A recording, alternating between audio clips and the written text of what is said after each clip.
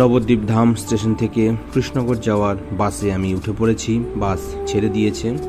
তো আজকে একটা বিশেষ জায়গায় যাওয়ার কথা। যাওয়ার পথে আশেপাশের দৃশ্য একটু তোমাদের সাথে শেয়ার করছি। নৃসিংহ দেবতলা পার করে একটা বড় দিঘি, যেখানে প্রচুর মাছ চাষ হয়, লোকাল বাজার সেই মাছ বিক্রিও হয়, তোমরা হয়তো অনেকে জানো। দিঘি পার করে আমি চলে এসেছি হাই রোডের কাছাকাছি এবং সেখান থেকে পরবর্তী স্টপ কৃষ্ণনগর ডিএম অফিস, সবাই কালেক্টরই বলে। এখানে কিছুজন নামলো। এরপর পরবর্তী যে গন্তব্য স্টেশন, মূলত সেখানে আমি নামি যখন নবদ্বীপ থেকে ফিরি। কিন্তু আজকে এখানে নামিনি, কারণ আমার এখান থেকে একটা অন্য জায়গায় আজকে যেতে হয়েছে এবং সেটা যেতে গেলে এখানে নামলে হবে না। যাই হোক, তো কোথায় যাচ্ছি এবং আমার সঙ্গে সঙ্গে আরও কারা থাকছে দেখতে থাকো, আশা করি বুঝতে পারবে। সদরের মোড় ছেড়ে দেওয়ার পরে ফোয়ারা মোড়ে চলে এসেছে বাস এবং ফোয়ারা মোড়ে থেকে জাস্ট একটু টার্ন নিয়ে বাস চলে গেল তার ফাইনাল ডেস্টিনেশন, অর্থাৎ বাস স্ট্যান্ডে। বাস স্ট্যান্ডে আমি চলে এসেছি, নেমে পড়লাম এবং এখান থেকে একটু এগিয়ে আমি সঙ্গীতের সিনেমা হলের দিকে এগিয়ে গেছি এবং সেখান থেকে আমার সঙ্গে তন্ময়দা জয়েন করেছে। আমরা যেখানে যাচ্ছি, তো আমার সঙ্গে তোমরা দেখলে তন্ময়দা রয়েছে, কিভাবে তন্ময়দা বাইক চালাচ্ছে এবং যাতায়াতের পথে খানিকটা দৃশ্য। তবে আমরা কিন্তু দুজন মাত্র ছিলাম না, আমাদের সঙ্গে আরও দুজন ছিল। তো কারা ছিল দেখতে গেলে সঙ্গে থাকতে হবে।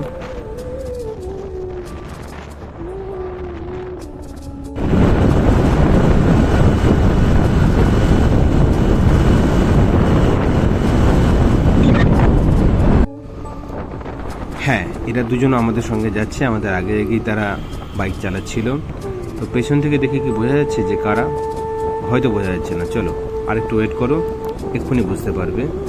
আমরা এখন চলে এসেছি পেট্রোল পাম্পের কাছে। তো পেট্রোল পাম্পের রঞ্জিত দা গাড়িতে তেল ভরলো, তাহলে বুঝতেই পারছি আমাদের সঙ্গে আজকের প্রোগ্রামে রঞ্জিত দা এবং আমাদেরই স্বাগত দিয়েছিল।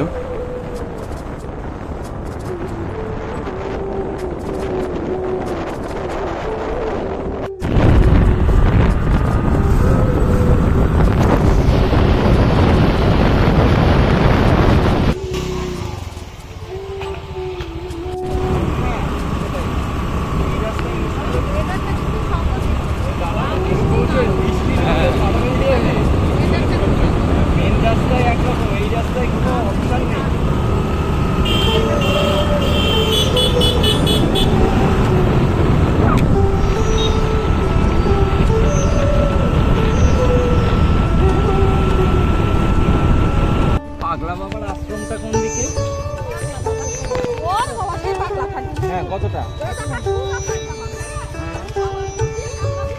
অনেকটা রাস্তা, 8 ঘন্টা। আমরা এগিয়ে চলেছি, এখান থেকে এখনো বেশ খানিকটা রাস্তা। যাই হোক, যাতায়াতের পথে আমরা যেহেতু আজকে 4 জনই এই জায়গাটায় প্রথম যাচ্ছি, তাই একই সঙ্গে জিপিএস অন করে এবং যাতায়াতের পথে যাদের সাথে সাক্ষাৎ জিজ্ঞাসা করে যাচ্ছি। চারিদিকে গাছ, বিভিন্ন ফসল, চাষের জমি, অর্থাৎ সবুজে সবুজ এবং তারই সঙ্গে মেঘ বা আকাশ দারুণ লাগছে। খুব একটা রোদ ছিল না যাওয়ার পথে। দেখো, জিপিএস অন করতে হয়েছিল বাধ্য হয়ে শেষে, এবং দেখলে তোমরা হয়তো খানিকটা বুঝতে পারবে যে লোকেশনটা ঠিক কতটা আমরা যেখানে ছিলাম যেখানে যাব। যাতায়াতের পথে রাস্তা যেরকম দেখি গ্রামে, রাস্তার উপরে মানুষজনও থাকে, গরু ছাগল মাছ এই সমস্ত কিছু উঠে আসে। তো একটু সাবধানতার সাথে আমাদের গাড়ি চালাতে হয়েছে। আমরা প্রায় গ্রামের ভিতরে এখন ঢুকে গেছি এবং এখানে মানুষজনকে জিজ্ঞাসা করে করে আমরা এগোচ্ছি। তো একটা ফাঁকা মাঠ, সবুজ এবং সবুজ, এবং যাওয়ার পথে বেশ কয়েকটা সুস্বাস্থ্য কেন্দ্র দেখলাম, যেগুলো আগে উপস্বাস্থ্য কেন্দ্র ছিল, সেগুলোই বর্তমানে সরকারি উদ্যোগে সুস্বাস্থ্য কেন্দ্রে উন্নীত করা হয়েছে। যাওয়ার পথে একটি বিষাক্ত সাপের সাথে আমাদের সাক্ষাৎ হয়, তার খানিকটা অংশ, লেজের অংশটা হয়তো তোমরা ভিডিওতে দেখলে, সবটা পারলাম না দেখাতে।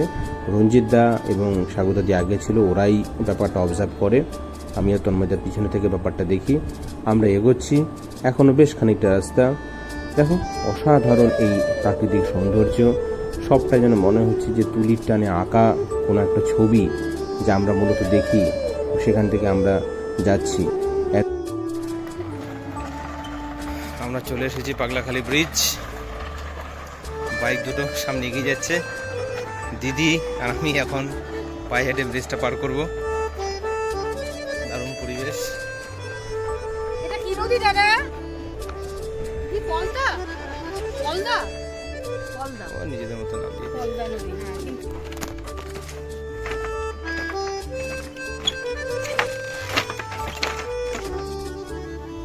এই পলদা নদী এবং তার আশেপাশে সবুজ এবং সৌন্দর্য দেখে আমরা অভিভূত হলাম। খানিকটা সময় এখানে আমরা অতিবাহিত করলাম, তারপর আবার আমরা সামনের দিকে এগিয়ে যাচ্ছি।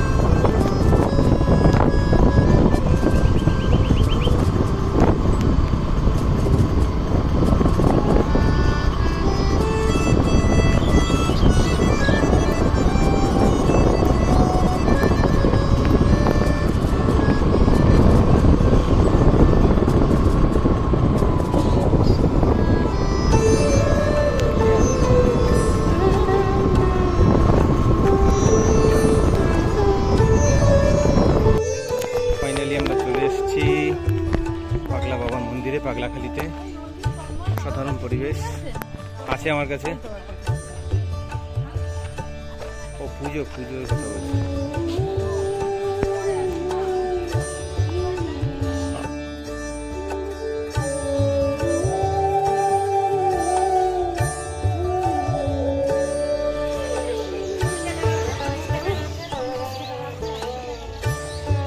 এইগুলো বোধহয় 20 টাকা নাকি?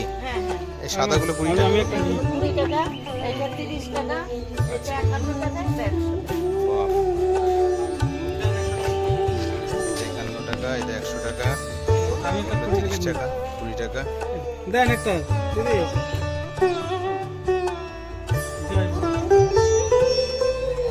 বম বলে হর হর মহাদেব।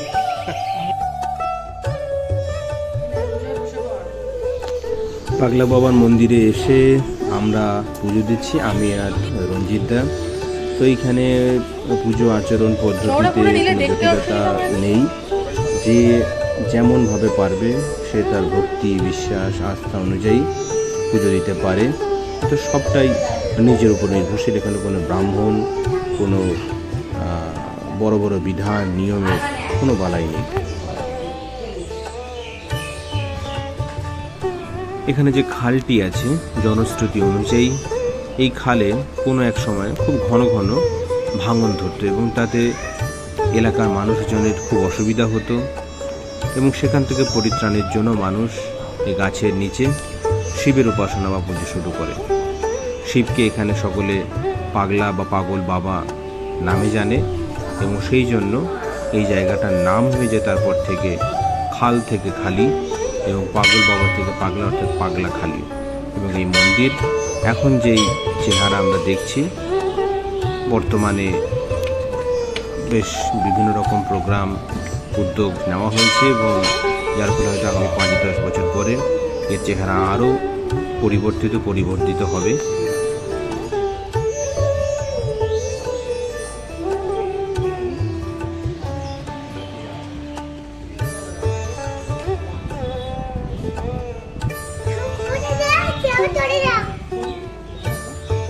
তুমি কি করবে? পুজো দেবে? তুমি কি করবে? পুজো দেবে? তুমি কি করবে? তুমি পুজো দেবে?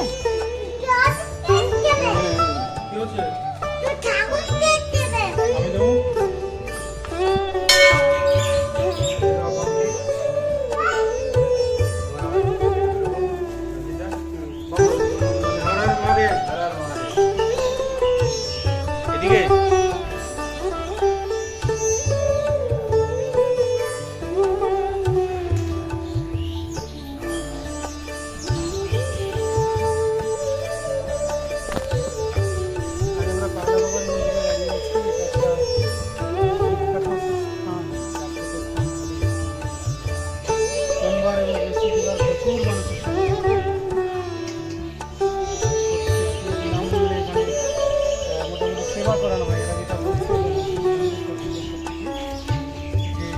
যতই যাই আর কি আসুক না কেন, এখান থেকে টাকা পয়সা খেয়ে যেতে পারে। আজকেও দেখতে হচ্ছে, আজকে আমরা রান্নাবান্না চলছে সব। হ্যাঁ, আমরা দেখি বলে হয়তো কোথাও আমরা পেলেও পেতে পারি, যদি সময় থাকে আমরা সেটা নিয়েও যাই। জায়গাটা একদমই প্রাকৃতিক পরিবেশে খুবই সুন্দর, এটা একদম সম্পূর্ণই মানে এখানে কোনো পুরোহিত নেই, নিজের থেকে পুরোহিত যে মনের যে আর্থিক সেই আর্থিক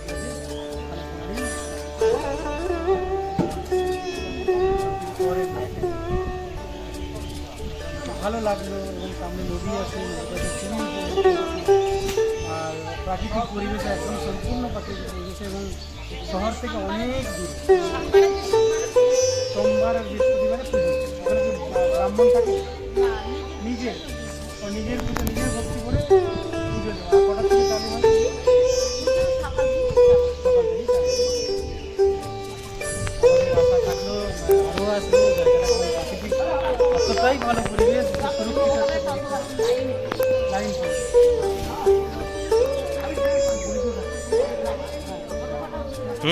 সেটা একটা একটা অবশ্যই খুবই ভালো লাগলো। আশা করি আরো মাঝে শহরের যে কোলাহল একটা পরিবেশ সেখান থেকে বেরিয়ে এখানে এলে সেখান থেকে বেরিয়ে নির্মল পরিবেশ, চারিদিকে অনাবিল প্রকৃতি যাকে গাছগাছালিতে ভরপুর, অসত্য গাছ, গাছগাছালি, নদী, নালা এবং দূর দূরান্ত পর্যন্ত কোনো গ্রামের চিহ্ন বসেছিল।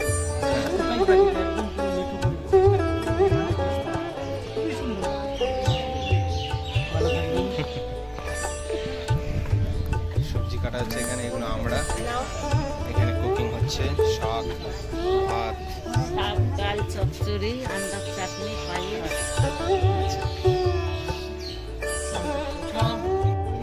আমরা কলেজে সবাই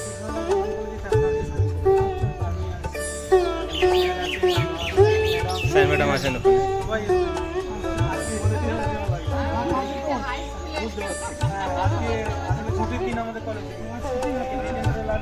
মায়ের জন্মদিন উপলক্ষে আমাদের কলেজ ছুটি হয়, সেই জন্য আমাদের বাড়ি সবার বাইরে বাইরে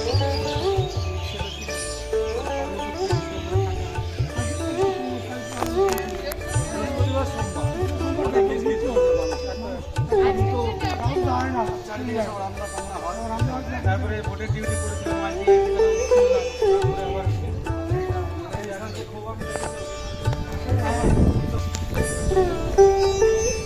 মিশানো শাক বোধ হয় না,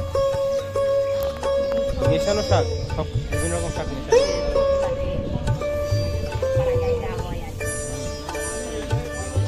আমারও আদিবাড়ি গ্রামেই, তাহিরপুর, হ্যাঁ কৃষ্ণনগর গভর্নমেন্ট কলেজে। এই আমরা চারজন আছি, একই ডিবার ইতিহাস। রান্না হচ্ছে কাঠে,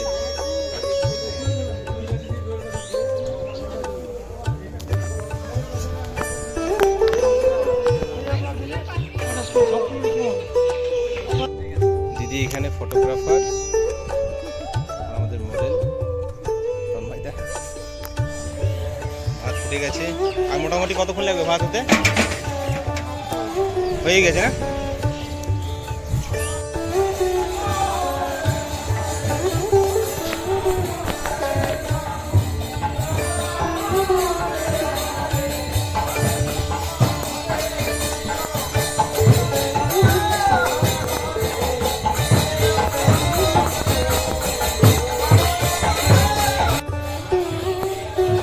অনেকক্ষণ ঘোরাঘুরির পর আমরা তৃষ্ণার্ত, একটু চা পান হবে। দুধ চা না লাল চা আছে এখানে? দুধ চা, লাল চা নেই না? লাল চা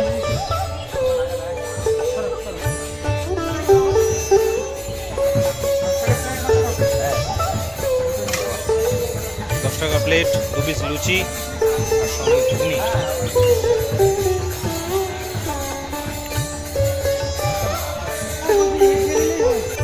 বলো। হ্যাঁ এখানে শৈব মন্দিরে এখানে হ্যাঁ বৈষ্ণবরা তারা কীর্তন গাইছে, সব মিলেমিশে একদম ত্রিবেণী সঙ্গম নাকি?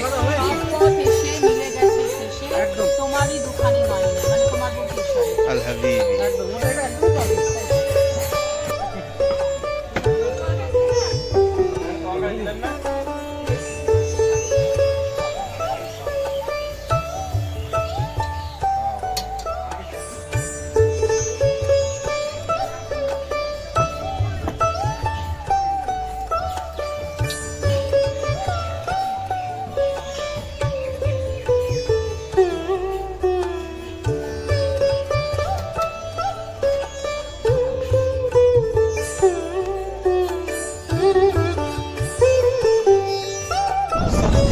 অনেকটা বেলা হয়ে যাওয়ায় সকলেরই খুব খিদে পেয়েছিল, তাই আমরা এখানে লুচি এবং ঘুগনি খাচ্ছি। তো ঘুগনিটা দেখে হয়তো খুব পাতলা মনে হচ্ছে, কিন্তু ওটা খুব টেস্টি হয়েছিল এবং লুচিটা খুব সুন্দর বানিয়েছিলেন কাকা। খাওয়া দাওয়ার পরে এবার সামনের দিকে আমরা একটু এগোচ্ছিলাম। এখন আমরা সামনের দিকে এগোচ্ছি, ঘাটের দিকে। এখান থেকে আমরা নৌকা করবো, একটা নৌকা বিহার করবো। দারুণ পরিবেশ।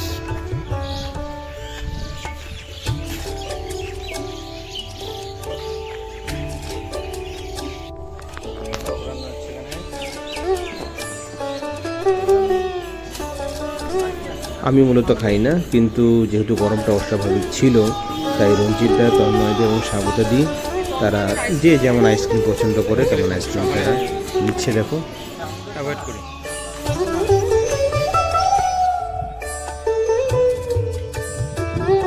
চারিদিকে এত সবুজ, খালের পাড় এবং মেঠো রাস্তা। আমরা তিনজন একটু হেঁটে আসছি, তো সেটাই তন্ময়দা লেন্স বন্দি করে রেখেছে।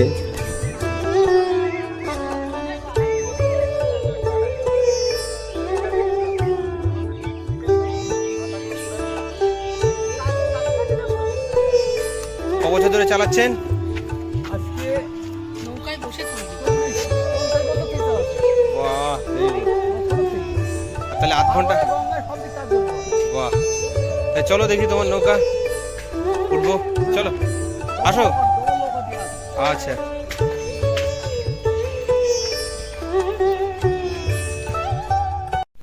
কাকা আমাদের নৌকা মাঝি। আইসক্রিম খেতে খেতে সবাই আমরা চলছি সামনের দিকে, নৌকায় উঠবো। আধ ঘন্টা খানে কাকা হয়তো আমাদের ঘোরাবে। এই তন্ময় বলছে চালাবে।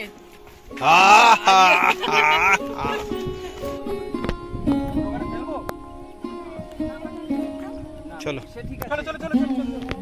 চলে যাচ্ছে নৌকা। তো ফাইনালি নৌকা ছেড়ে দিয়েছে, আমরা সবাই উঠে পড়েছি পরপর। হ্যাঁ, সবাই আমরা বসে পড়েছি। রঞ্জিতা, হ্যালো, কেমন লাগছে? দারুণ। দিদি নদীতে কিন্তু নদীতে নৌকা ফুটো দেখাচ্ছে। তন্ময় এখনো আমাদের জানি না কপালে কি আছে। আজ বেলা ডুবে মরবো না তো। কাকার নৌকা অলরেডি জল ভরে আছে। বুড়ো বয়সে ডুবে যেতে মরে যায়নি বাবা, সংসারটাকে দেখবে। আরেকবার একদম ঠিকঠাক দাম নেয়।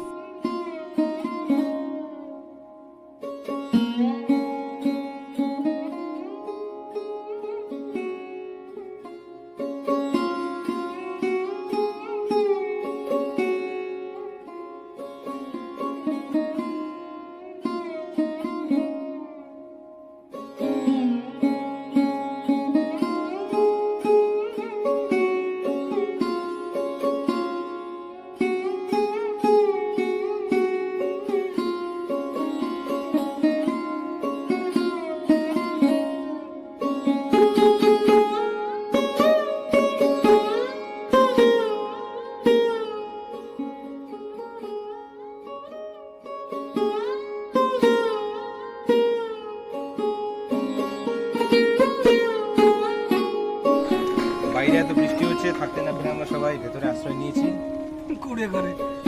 এই যে একজন সাহসী কন্যা ছাতা মাথায় নিয়ে আছেন। এই তো টাইটানিকের বাবা দেখে দাঁড়িয়ে আছে। তুমি আসবে? তুমি গেলে না, মজা পেয়ে গেছি। বৃষ্টির জলের মধ্যে না ছাতা তলায়। নিয়ে। হ্যাঁ, আরে দিদি তুমি সাঁতার কাটতে যাবে তাহলে কে কাকে বাঁচাবে? এই গেল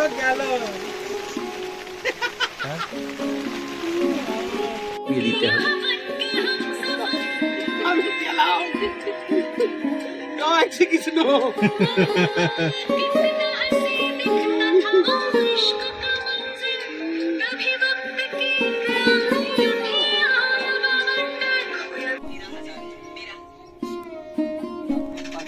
পিছন দিয়ে পাপ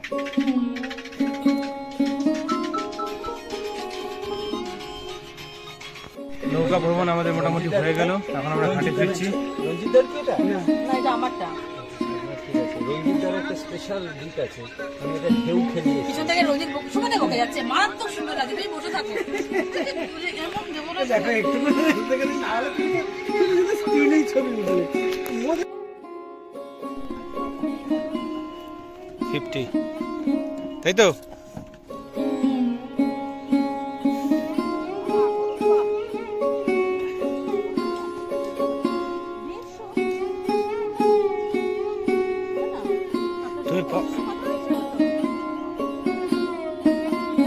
হ্যাঁ তাহলে ঠিক আছে, 50 টাকা 150 টাকা বলবে।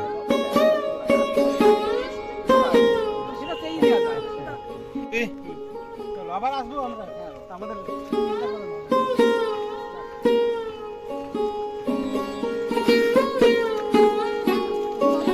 যাই হোক, 8 ঘন্টার উপরে নৌকা বিহারের পর এখন আমাদের খুব খিদে পেয়েছে। তো এখানে বিনামূল্যে প্রসাদ বিতরণের কর্মসূচি প্রত্যেক দিনই হয়।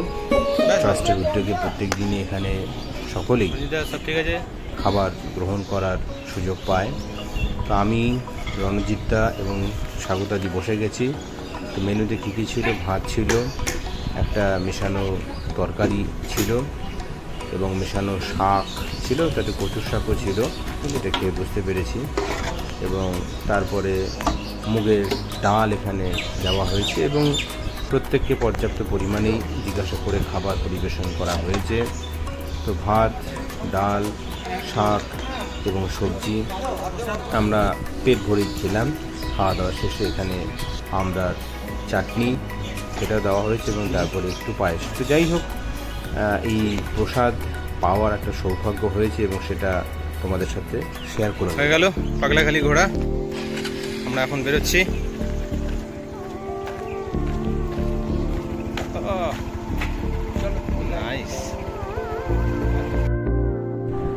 আমরা এখন ফিরছি।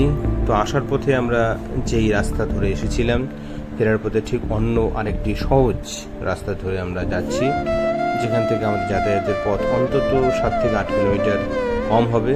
তো রঞ্জিতদা এবং দিদি আগে আছে এবং আমি এবং তন্ময়দা ঠিক তার পিছনে আছি।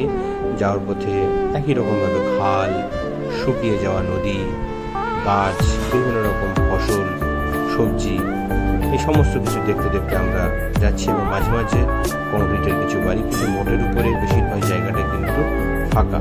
তো যাই হোক, গ্রাম্য পরিবেশে আমরা যাতায়াতের পথে একটি হায়নার সাথে সাক্ষাৎ করলাম। খানিকটা সেটা শিয়ালের মতো দেখতে, অনেকে কনফিউজ হয়ে যায় হয়তো। যাই হোক, আমরা এগোচ্ছি। রাস্তা ফাঁকা পেয়ে তন্ময়দা মোটামুটি বেশ ভালোই জোরে গাড়ি চালাচ্ছিল, যদিও রঞ্জিতদা তার থেকে অনেকটা আগেই ছিল। রঞ্জিতদা 70-80 কিলোমিটার বেগে গাড়ি চালাতে অভ্যস্ত মূলত। তন্ময়দা একটু কম, মোটামুটি 50-60 এরকম গতিবেগে গাড়ি চালাচ্ছিল। তো দেখো, আমরা দুই তন্ময় একই গাড়িতে এগোচ্ছি, মনের আনন্দে মনের সুখে বাড়ি ফিরছি আমরা, এবং তোমরা আমাদের সঙ্গে চলো, ফিরে চলো।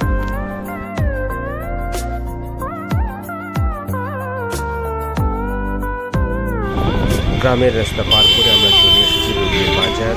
বাজারে একটা টান নিয়ে হাই রোড ধরে সোজা নাক বরাবর আমরা এগিয়ে চললাম কৃষ্ণনগর শহরের দিকে। রাস্তা অনেক অল্প সময় আমাদের পৌঁছে দিয়েছে। হাত দিয়ে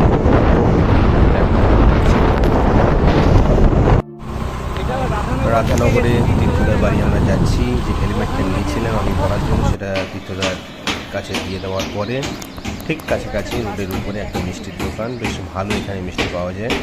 এখানে চলে এসেছি, মিষ্টি কিছু নেওয়া হলো, খাওয়া হলো। এরপর তন্ময়দা আমায় একটু এগিয়ে দিয়েছে। পৌরসভার কাছ থেকে আমি টোটো ধরলাম। কলেজের স্কুল পার করে আমি এগিয়ে যাচ্ছি স্টেশনের দিকে। স্টেশনে চলে এসেছি, ট্রেন ধরলাম এবং বাড়ির পথে ফিরে এলাম।